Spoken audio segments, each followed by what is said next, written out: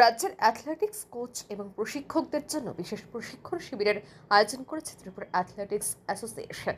সোমবার থেকে রাজধানীর শহীদ ভগৎ সিং যুব আবাসে এই প্রশিক্ষণ শিবির শুরু হয়েছে।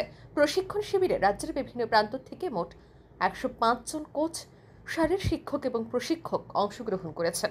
2 দিনের এই টেকনিক্যাল অফিসিয়াল কোর্স কাম ক্লিনিকে অ্যাথলেটিক্সের বিভিন্ন ইভেন্টগুলি নিয়ে অংশগ্রহণকারীদের সামনে বিস্তারিত তুলে ধরবেন 3 জন world athletics level 1 technical officer.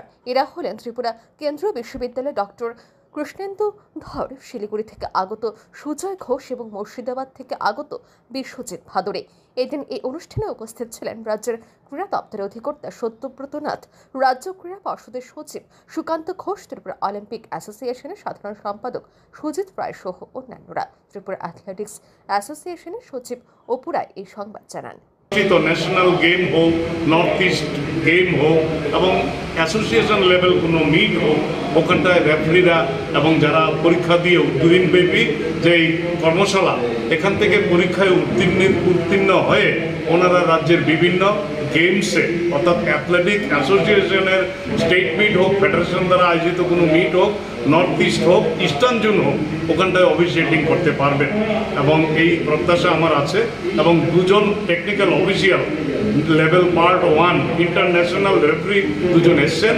এর মধ্যে একজন বাদুরিয়া সাহেব মুর্শিদাবাদ থেকে ওয়েস্ট বেঙ্গল এবং একজন শিলিগুড়ি থেকে বোস সাহেব, ওনারা এবং ডক্টর কৃষ্ণেন্দু ধর ত্রিপুরা ইউনিভার্সিটি থেকে, উনিও ইন্টারন্যাশনাল লেভেল 1 টেকনিক্যাল অফিসিয়াল।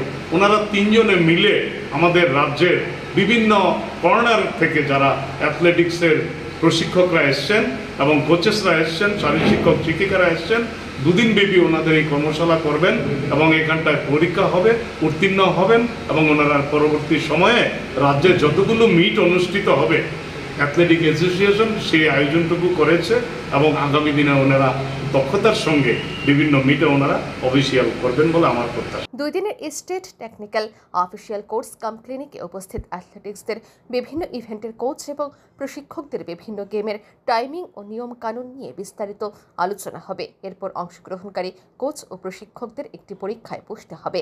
এই পরীক্ষায় পাশ করলে পরে উত্তীর্ণরা অ্যাথলেটিক্সের বিভিন্ন আসরে অফিসিয়াল হিসেবে অংশগ্রহণ করার যোগ্যতা অর্জন করতে পারবেন। Bureau report, RE news.